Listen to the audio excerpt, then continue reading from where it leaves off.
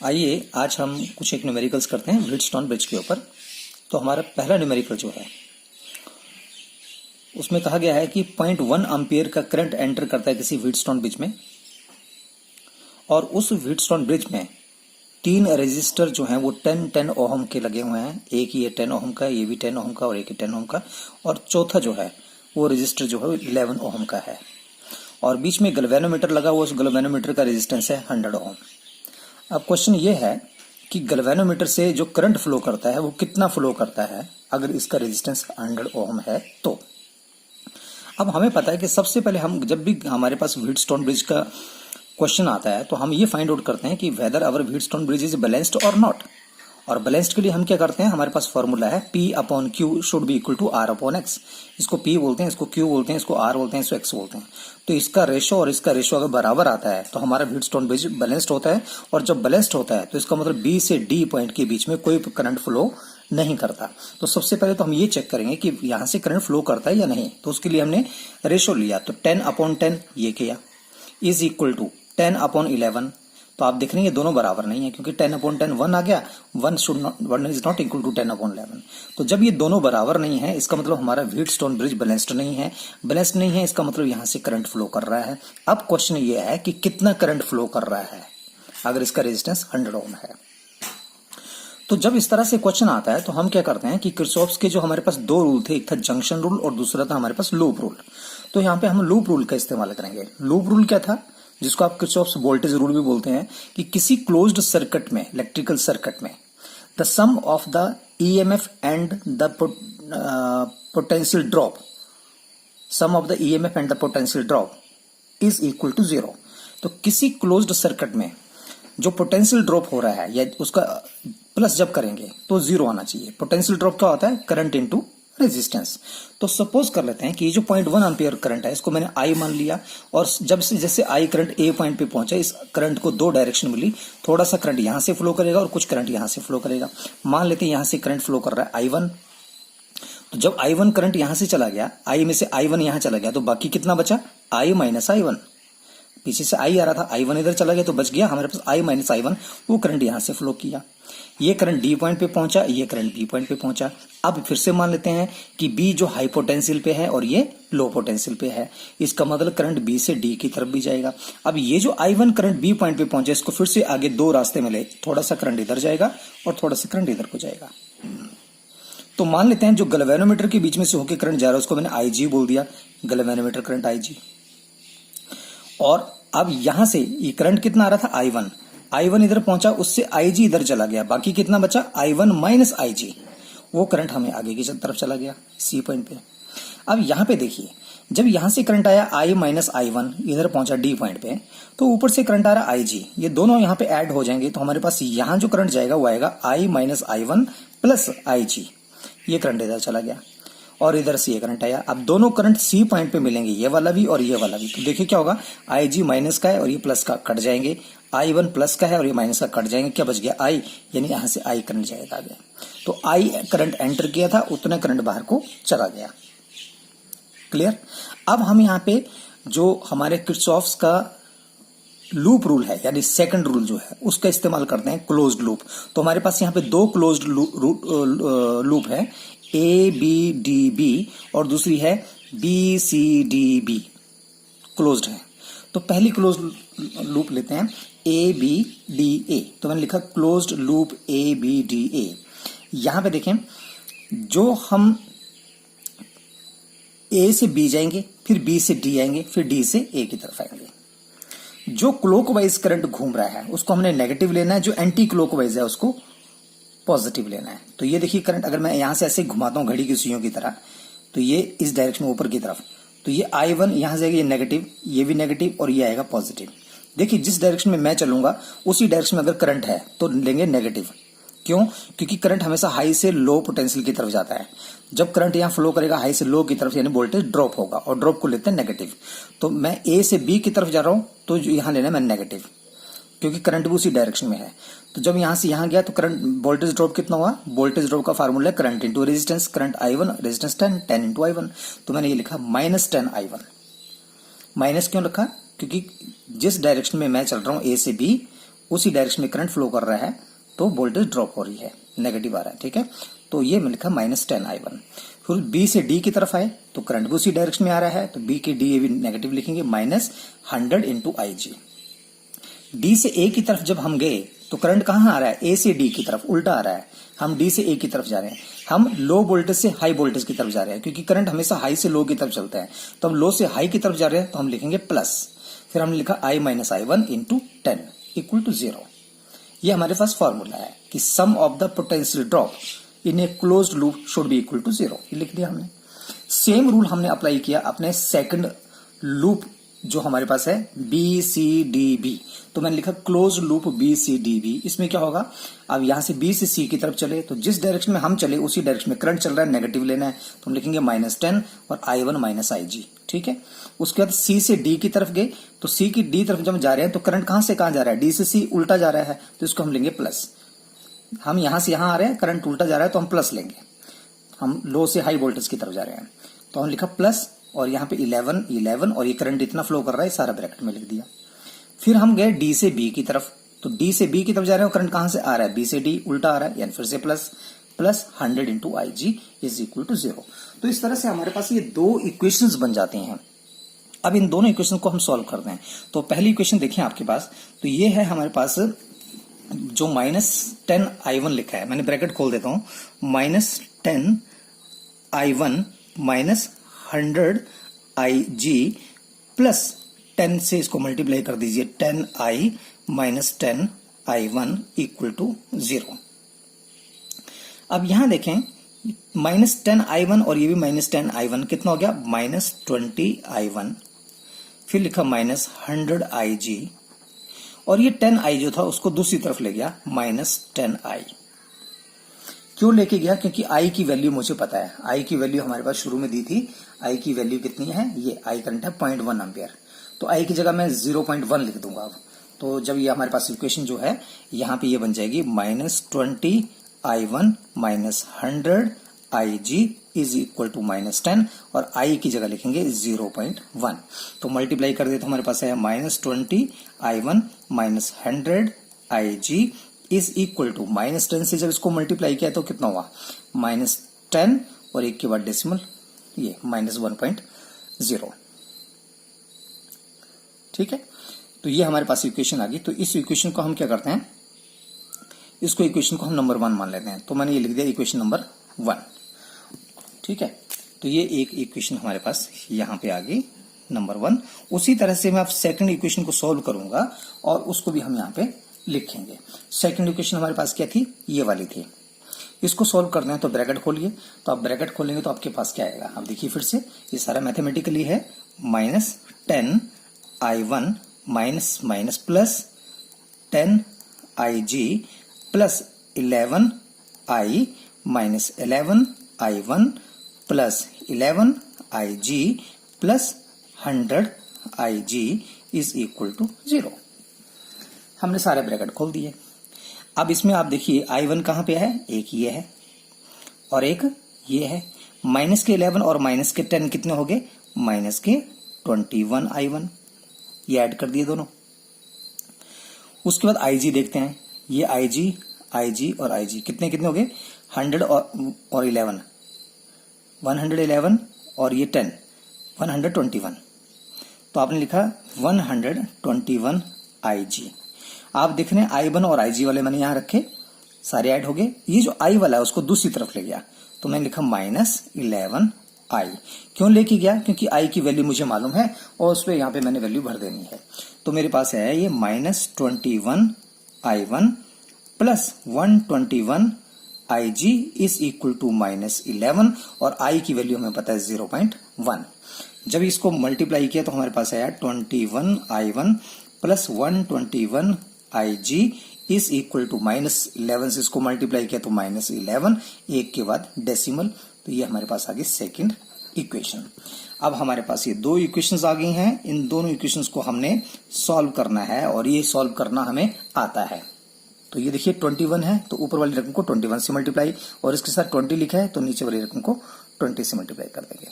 तो देखिए क्या बनता है, ये मैंने लिख दिया, जैसे ये 20 है तो नीचे वाली रकम को 20 से मल्टीप्लाई, यहाँ पे 21 है तो ऊपर वाली रकम को 21 से मल्टीप्लाई। अब मल्टीप्लाई करते हैं तो देखिए क्या आएगा यहाँ पे। अब हमारे पास दो इक्वेशंस आ गए। अब दोनों इक्वेशन को देखो, ये इक्वेशन नंबर 3 और नीचे है इक्वेशन नंबर 4। तो यह है -420I1 -2100 IG इक्वल टू -21.0, और यह -420I1 plus 2420 IG equal to -22 और ये 4। अब दोनों इक्वेशन को आप क्या करेंगे, सब्ट्रैक्ट कर देंगे। तो जब सब्ट्रैक्ट करेंगे 3 से 4 को तो साइन चेंज करते हैं, तो नेगेटिव का पॉजिटिव, पॉजिटिव का नेगेटिव, नेगेटिव का पॉजिटिव। और आप देखें ये 420I1 प्लस का है और ये माइनस का है, आपस में कट गए। अब ये रकम भी माइनस की है, ये भी माइनस की है, दोनों ऐड हो जाएंगे। तो आप लिखेंगे माइनस के और दोनों को ऐड कर दीजिए आप।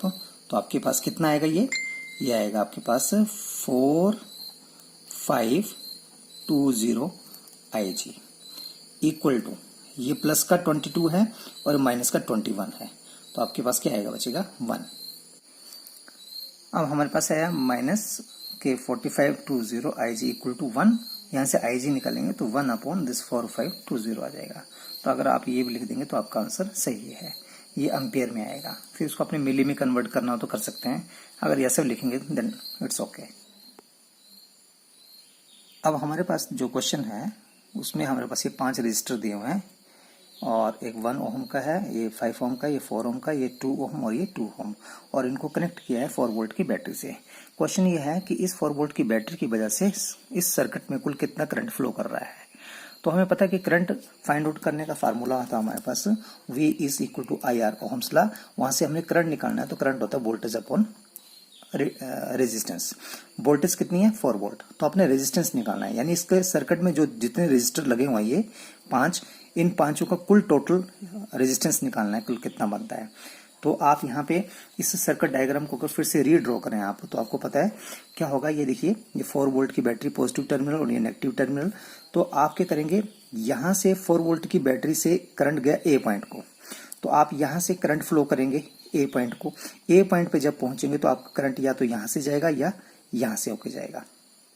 2 पॉइंट है, तो हमने क्या करना है, यहाँ पे इसको नेमिंग बोलते हैं। नेमिंग कैसे, 4 वोल्ट के इस पोर्शन को ए बोल दिया, नेगेटिव टर्मिनल के इस पॉइंट को मैंने बी बोल दिया। अब ए से जैसे आगे जाएंगे तो यहाँ पे बीच में रेजिस्टेंस है, तो आपको नाम बदलना पड़ेगा। तो ये ए है तो ये ए नहीं होगा, बी पहले लिख दिया तो इसलिए मैंने इसको सी लिख दिया। अब सी यहाँ तक सी सेम है, ये भी सी है, लेकिन जैसे रेजिस्टेंस आएगा तो नाम चेंज हो जाएगा, तो इसका नाम तो पहले चेंज है, यहाँ पे बी, ठीक है।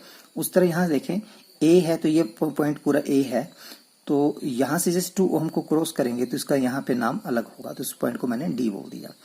अब मैंने इस इक्वेशन को जैसे नाम दिए थे वैसे लिख दिए। यहाँ पे देखें, ये ए है, ए से सी और ए से डी के बीच में कितने रेजिस्टेंस हैं, ए और सी के बीच में एक 1 ओम का, ए और डी के बीच में 2 ओम का। तो मैंने ए लिखा, इधर सी लिख दिया, इधर डी लिखा। ए से सी के बीच में 1 ओम, ए से डी के बीच में 2 ओम। अब बी की तरफ चलें तो बी से एक जुड़ा सी के साथ 2 ओम, तो मैंने बी से सी के साथ लाइन खींच दी और 2 ओम जोड़ दिया। बी से डी के साथ 4 ओम है, तो बी से डी को जोड़ा, 4 ओम लिख दिया।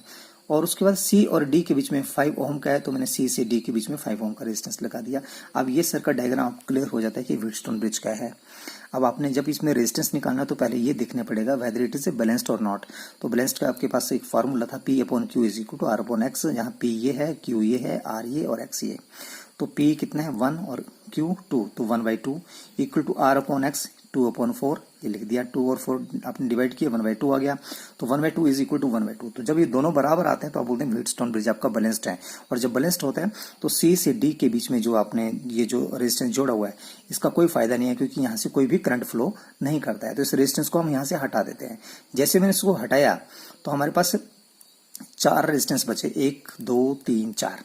तो मैंने इसको रीड्रॉ किया, तो ये 4 वोल्ट की बैटरी देखिए, मैंने फिर से नीचे रीड्रॉ किया इसको। तो 4 वोल्ट की बैटरी लगाई पॉजिटिव टर्मिनल से ए पॉइंट पे, ए से सी जो था, सी को हटा दिया, सी डी के बीच में कुछ भी नहीं है। तो ए और बी के बीच में एक ये लगा है 1 और 2 ओम, 1 और 2 ओम, और नीचे लगा है 2 और 4 ओम। अब ये देखिए सीरीज में है, क्योंकि जितना करंट यहाँ से फ्लो करेगा आगे जाएगा। सीरीज में तो डायरेक्ट इसको ऐड कर दो, तो 2 और 1 कितने हो गए 3 ओम, ये लिख दिया। और 4 और 2 कितने हो गए 6 ओम, ये लिख दिया। अब हमारे पास ये 3 और 6 जो है ये कैसे हैं, पैरेलल में है। पैरेलल का इक्विवेलेंट रेजिस्टेंस कैसे निकालते हैं, तो आपको बोलते हैं मल्टीप्लाई डिवाइडेड बाई ऐड। तो equivalent resistance equal to multiply, दोनों को मल्टीप्लाई करो 3 × 6, फिर दोनों को ऐड करो 3 + 6, 3 × 6 = 18, 3 × 6 = 9, 9 × 2 = 18, तो आपके पास रेजिस्टेंस है 2 ओम। तो पूरे सर्किट का इतने सारे जो रजिस्टर लगे थे उनका टोटल रेजिस्टेंस है 2 ओम। अब आपने निकालना है करंट। तो करंट के लिए मैंने बोला था ओम्स लॉ हमारे पास V equal to I R. तो आई कितना है V अपॉन आर। V कितना है 4 वोल्ट, ये दिया है 4 वोल्ट डिवाइडेड बाय रेजिस्टेंस कितना निकाला आपने 2, तो 2 से 4 को डिवाइड कर दो 2 ampere. So this is the 2 ampere current which will flow through this circuit due to the battery of 4 volt. Next हमारे पास क्वेश्चन दिया हुआ है एक इस तरह से, हमारे पास 1 2 3 4 5 रेजिस्टेंस इस तरह से जुड़े हुए हैं, 2 ओम के हैं सारे के सारे। और ये जो पॉइंट है इसको ए बोला है, इस पॉइंट को बी बोला है। ए और बी के अक्रॉस इस तरह से रेजिस्टेंस जुड़े हुए हैं। और ये बताया गया कि पोटेंशियल डिफरेंस जो है इस ए बी के अक्रॉस जो अपने पोटेंशियल डिफरेंस 2 वोल्ट का अप्लाई किया गया है। तो फाइंड आउट करना है पहले तो equivalent resistance between A and B, A और बी के बीच में टोटल रेजिस्टेंस कितना है वो फाइंड आउट करें। दूसरा इसने बोला कि current flowing in arms A F C E V, A और इस पॉइंट को एफ बोला है, ए एफ सी ई बी, यहाँ पे इस ब्रांच में कितना करंट फ्लो कर रहा है।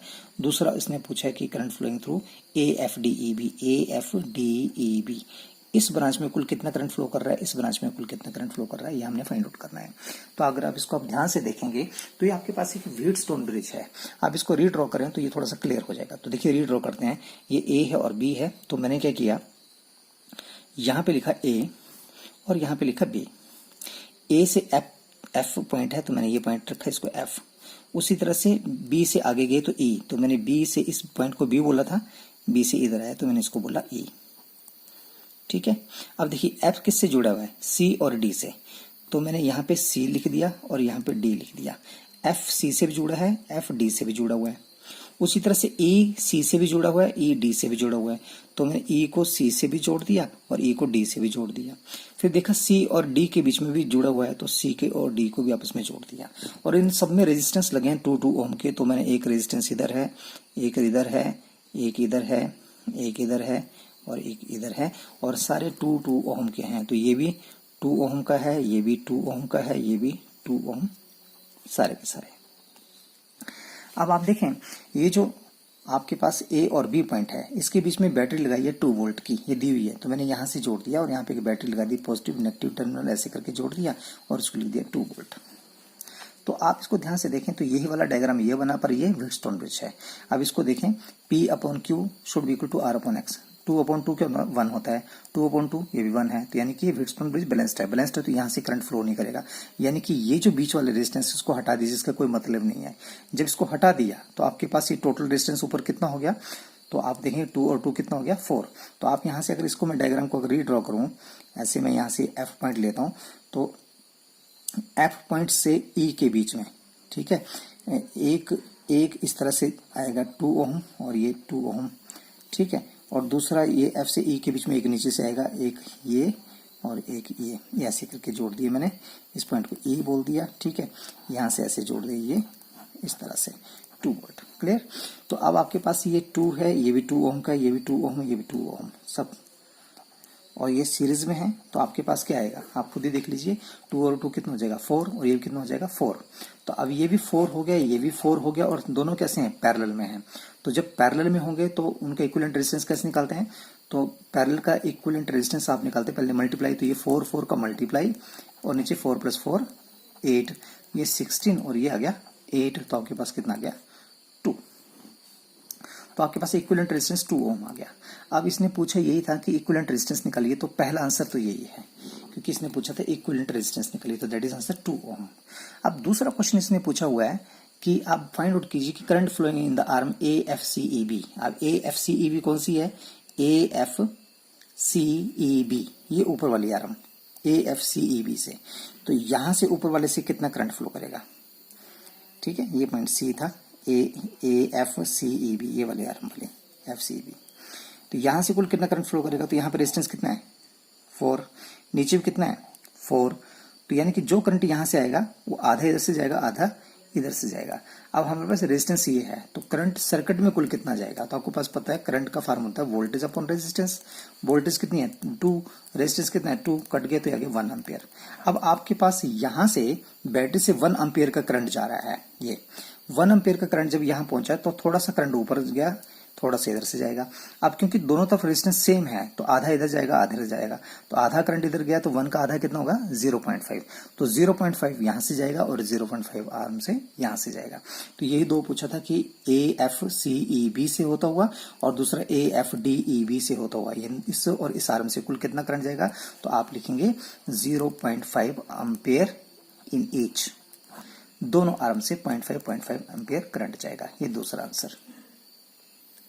नेक्स्ट हमारे पास क्वेश्चन है कि एक सर्किट डायग्राम दिया है जिसमें 6 रेजिस्टर लगे हुए हैं, 1 2 3 4 5 एंड 6।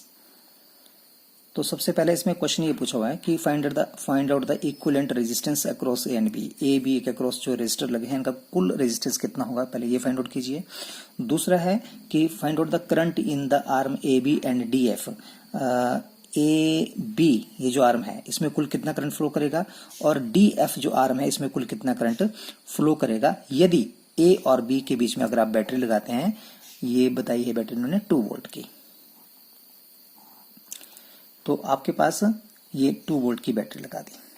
तो बताइए ए से बी के बीच में कुल कितना करंट फ्लो करेगा और डी से एफ के बीच में कुल कितना करंट फ्लो करेगा। तो सबसे पहले आप इसको रीड्रॉ करते हैं।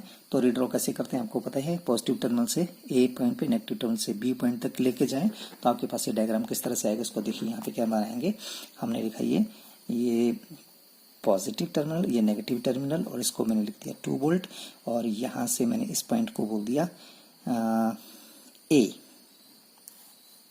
इस पॉइंट को बोल दिया मैंने ऐसे करके यहाँ पे बी, ये ए है और ये बी है। क्लियर।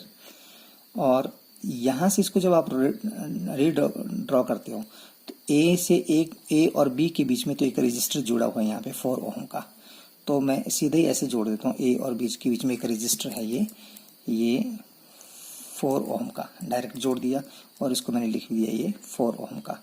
दूसरा आप देखते हैं ये पॉइंट ए है, ए और सी, ठीक है, और ये सी है तो ये पॉइंट भी क्या है, सी है।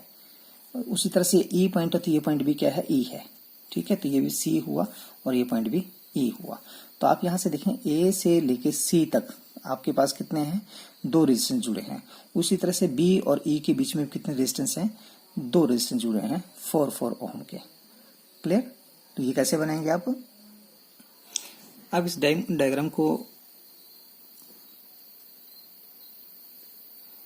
अब हम इस डायग्राम को फिर से रीड्रॉ करते हैं। तो देखिए ये 2 वोल्ट की बैटरी है आपने यहाँ पे लगा दी, और ये ए पॉइंट है और ये पॉइंट क्या है, सी। तो मैंने क्या किया, पॉजिटिव टर्मिनल से ए तक लेके गया, पॉजिटिव टर्मिनल से ए और नेगेटिव टर्मिनल से बी तक लेके गया। ए के बाद ये पॉइंट सी है तो मैंने ए से आगे सी जोड़ दिया, इधर बी के बाद ई पॉइंट है तो मैंने ई लिख दिया। अब देखिए यहाँ पे सी किससे जुड़ा है, सी जुड़ा है डी से भी और सी जुड़ा है एफ से भी। तो मैंने क्या किया, सी एक डी से जोड़ दिया, सी एक एफ से जोड़ दिया। उसी तरह से ई भी डी से जुड़ा है और ई एफ से भी जुड़ा हुआ है, तो ई डी से जोड़ दिया और ई को मैंने एफ से भी जोड़ दिया। देखिए ये पॉइंट ई है तो ये पॉइंट भी ई होगा, ठीक है, इसलिए दोनों को मैंने ऐसे लिखा हुआ है। तो हमारे पास एक रजिस्टर इधर है, एक इधर है, एक इधर है और एक इधर है, ठीक है, और एक एफ और डी के बीच में जुड़ा हुआ है। तो एफ डी के बीच में ऐसे जोड़ दिया और इसमें भी आपने एक रजिस्टर लगा दिया। सारे रजिस्टर आपके 4 ओम के हैं, ये बताया इन्होंने। तो हमने क्या किया, एक ये भी 4 ओम का आ गया, ये भी 4 ओम का आ गया, ये भी 4 ओम आ गया, ये भी 4 और ये भी 4, पर ये कितने हुए 5, हमारे पास कितने 6। तो एक रेजिस्टेंस जो है ए और बी के बीच में जुड़ा है 4 ओम का, तो ए और बी के बीच में एक डायरेक्ट जोड़ना है। तो हमने क्या करेंगे, यहां से ऐसे करते हैं, यहां से एक डायरेक्ट जोड़ देते हैं रजिस्टर ए और बी के बीच में, और यहाँ पे लिख देते हैं इसको आप कितना है 4 ओम का। ये आपके पास रीड्रॉ कर दिया। अब इस वाले को देखिए, तो ये आपको व्हीटस्टोन ब्रिज नजर आ रहा है। इसमें आप ये देखें कि 4/4 1 होता है और 4/4 1 होता है, यानी व्हीटस्टोन बैलेंस है। जब बैलेंस्ड है तो ये बीच वाले का रेजिस्टेंस को हम निकाल देते हैं, यहाँ से कोई करंट फ्लो नहीं करेगा। तो यहाँ से करंट फ्लो नहीं करेगा, कौन सी ब्रांच से, एफ और डी से। तो ये जो आपका क्वेश्चन था कि करंट बताना है ए बी और डी एफ में, तो डी एफ में करंट फ्लो करेगा 0। तो एक तो आंसर आ गया कि इसमें कितना करंट फ्लो करेगा 0, तो ये आंसर क्लियर हो गया इसमें, क्योंकि व्हीटस्टोन ब्रिज बैलेंस्ड है, यहाँ से कोई करंट फ्लो नहीं करेगा। अब दूसरा पूछे कि ए बी से कुल कितना करंट फ्लो करेगा, तो हम पहले ये रेजिस्टेंस निकालेंगे, ये हमारे पास 4 ओम दिया है, फिर देखते हैं ए और बी के बीच में कुल कितना रेजिस्टेंस कितना करंट फ्लो करता है आपका। तो ये 4 और 4 कितना हो जाएगा 8, और ये भी कितना हो जाएगा 8, और 8 का जब दोनों पैरेलल होंगे 8 का, तो पैरेलल आपका इक्विवेलेंट रेजिस्टेंस आ जाएगा 4 ओम। ठीक है, तो इक्विवेलेंट रेजिस्टेंस इसका आ जाएगा 4 ओम। तो आपके पास ऊपर भी 4 ओम है और ये भी क्या बन जाएगा 4 ओम। ठीक है, तो ये दोनों पैरेलल होंगे तो इक्विवेलेंट रेजिस्टेंस बन जाएगा आपका, उसका इक्विवेलेंट रेजिस्टेंस बन जाएगा आपके पास 2 ओम। क्लियर? कैसे बनेगा ये बता देता हूँ। ये 4 ओम है और इसको जब आप करेंगे तो ये भी 4 ओम आएगा। तो जब 4 पैरेलल में है तो आप लिखेंगे 4 इंटू 4, 4 प्लस 4 16 और ये 8, 8 टू जा 16, तो 2 आ जाएगा। ठीक है, तो अब इक्विवेलेंट रेजिस्टेंस जो 2 ओम आ गया, वोल्टेज भी 2 वोल्ट की है। अब आपके पास है कि करंट कितना फ्लो करेगा, तो करंट कितना फ्लो करेगा खुद ही निकाल लीजिए। करंट कितना होता है, करंट होता है वोल्टेज अपॉन रेडियस रेजिस्टेंस। तो वोल्टेज कितनी है आपके पास 2 वोल्ट, 2 वोल्ट, और रेजिस्टेंस टोटल कितना निकला 2 से 2 कट गया तो 1 एम्पियर। तो 1 एम्पियर करंट फ्लो करेगा कहां से, ए बी से। ए और बी के बीच में कुल करंट फ्लो करेगा 1 एम्पियर का, और डीएफ से कितना फ्लो करेगा 0। नेक्स्ट क्वेश्चन दिया हमारे पास ये व्हीटस्टोन पे, जिसमें 2 एम्पियर का करंट एंटर करता है, किसी बैटरी से आ रहा है, यहाँ से जा रहा है। ठीक है जी, तो यहाँ पे आपके पास एक रेजिस्टेंस 8 ओम है, ये 2 ओम का है, ये 20 ओम का है, ये 5 ओम का है, और ये दिया है कि बी और डी के बीच में कोई करंट फ्लो नहीं कर रहा है। करंट तभी फ्लो नहीं करता जब बैलेंस्ड होता है। तो देखें बैलेंस्ड है या नहीं, तो 8/2 करेंगे तो कितना आएगा 4, 20/5 करेंगे तो कितना आएगा 4। तो ये दोनों सेम है। हाँ, इसका मतलब है व्हीटस्टोन ब्रिज आपका बैलेंस्ड है। बैलेंस्ड है तो बी और डी से कोई करंट फ्लो नहीं करेगा। अब इसका क्वेश्चन ये है कि calculate the current flowing through 5 ohm resistance. तो जब ये करंट यहां से आ रहा है तो कुछ करंट इधर से जाएगा, कुछ करंट इधर से आएगा, तो 5 ओम रेजिस्टेंस से कुल कितना करंट जाएगा। तो देखिए, ये ना सोचिए 2 एम्पियर है तो 1 एम्पियर इधर से चला गया, 1 एम्पियर इधर से चला गया। क्यों? क्योंकि यहाँ पे कुल रेजिस्टेंस होगा 8 और 2 10, और इधर होगा 20 + 5 25। तो यहाँ रेजिस्टेंस कम है और यहाँ पे क्या है, ज्यादा है। तो जहां रेजिस्टेंस ज्यादा होता है वहां से कम करंट फ्लो करता है, और जहां कम रेजिस्टेंस है वहां से ज्यादा करंट फ्लो करता है। तो अब हमें फाइंड आउट करना पड़ेगा कि यहां से कुल कितना करंट जाता है और वहां से कुल कितना करंट फ्लो करता है। तो मान लेते हैं ये जो 2 एम्पियर करंट लिखा है, हम ये मान के चलते हैं कि यहां से जो करंट आया 2, उसका एक हिस्सा यहाँ पे गया, तो यहाँ इस साइड जो हिस्सा गया उस करंट को मैंने नाम दे दिया I1। यहां से I1 करंट फ्लो किया। ठीक है, तो बाकी कितना बच गया, बाकी बच गया 2 से जो बाकी बच गया उसको लिखेंगे 2 - I1 करंट, वो यहाँ से फ्लो किया। इसके बीच में से तो कोई करंट फ्लो नहीं कर रहा है। अब ये I1 करंट यहाँ से हो तो इधर जाएगा, और ये 2 - I1 करंट जो वो यहाँ से होता है इस तरफ जाएगा। क्लियर? तो अब आपके पास पूछा है कि 5 ओम से कुल कितना करंट जाएगा, तो आप बोलेंगे 2 - I1 करंट जाएगा। तो ये तो वैल्यू कैलकुलेट करनी पड़ेगी कि I1 कितना है। तो आप किस तरह से कैलकुलेट करेंगे, पहले आप निकालेंगे रेजिस्टेंस। तो आप इस सर्किट डायग्राम को अगर फिर से अगर आप देखें तो ये टोटल रेजिस्टेंस जो है इस तरह से बनेगा। था आपके पास ये ए पॉइंट से आपके पास एक इस तरह से इसी पॉइंट लिख दिया, और एक इस तरह से जुड़ेगा। ये 8 और 2 दोनों सीरीज में है, तो एक रेजिस्टेंस बन जाएगा, ये बनेगा 10 ओम का। उसी तरह से 20 और 5 ये एक बनेगा 25 ओम का। ठीक है जी, यहाँ से ऊपर करंट जो जा रहा है उसको मैंने नाम दे दिया I1, और यहाँ जो जा रहा है उसको मैंने नाम दे दिया 2 - I1। ठीक है, और पीछे से करंट आ रहा था 2 एम्पियर का। तो अब ये 10 ओम का है और ये 25 ओम का है। तो टोटल रेजिस्टेंस कितना हो गया, इक्विवेलेंट रेजिस्टेंस। तो आप लिखते हो इक्विवेलेंट रेजिस्टेंस होगा आपके पास multiply into divide into add, divide by add, तो आएगा 35। पहले इनको मल्टीप्लाई करो, नीचे ऐड करो, तो ये आपके पास इक्विवेलेंट रेजिस्टेंस आ गया 10 × 25 डिवाइड 35। इस 35 से काट दिए इसको, तो आपके पास आया 50/7 ओम रेजिस्टेंस। ये टोटल रेजिस्टेंस आया। अब हमें पता है टोटल रेजिस्टेंस हमें पता है, टोटल करंट हमें पता है, तो हम पोटेंशियल निकाल सकते हैं। पोटेंशियल डिफरेंस कितना है, कितनी वोल्टेज होगी। तो आप वोल्टेज निकालोगे, वोल्टेज का फॉर्मूला V = IR। तो I × R, I कितना दिया है 2 एम्पियर, और R कितना निकाला आपने 50/7, ये आ गया आपके पास 100/7 वोल्ट। तो ये वोल्टेज आ गई। जब आपके पास वोल्टेज आ गई तो आप किसी भी सर्किट से बता सकते हो करंट कितना जाएगा। आप वोल्टेज इतनी है, ठीक है, और आपको पता है जब ये पैरेलल में रेजिस्टेंस जुड़ते हैं तो जितनी वोल्टेज इधर है उतनी वोल्टेज इधर है। तो ए और सी के अलोंग इतनी वोल्टेज है तो दोनों में वोल्टेज सेम होगी, तो यहाँ पे वोल्टेज सेम होगी। तो करंट कितना फ्लो करेगा, आप करंट का फार्मूला यहीं से करंट निकालते हैं। करंट आता है वोल्टेज अपॉन रेजिस्टेंस। तो वोल्टेज कितनी है 100/7 डिवाइड बाई आर। आर है इक्विवेलेंट रेजिस्टेंस, कौन सा, नीचे वाला, टोटल नहीं लेना। यहां से कुल कितना करंट जा रहा है वो पूछना है 5 ओम से। तो ये वाला रेजिस्टेंस कुल कितना है 20 + 5 25। तो यहाँ रेजिस्टेंस लिखना अपने 25। तो आपके पास आ गया 100 डिवाइड बाई ये 25 × 7। तो ये 25 से कट गया 4/7, 4/7, 7 से 4 को काट दीजिए तो आपके पास आएगा 0.57 ampere. This is the answer.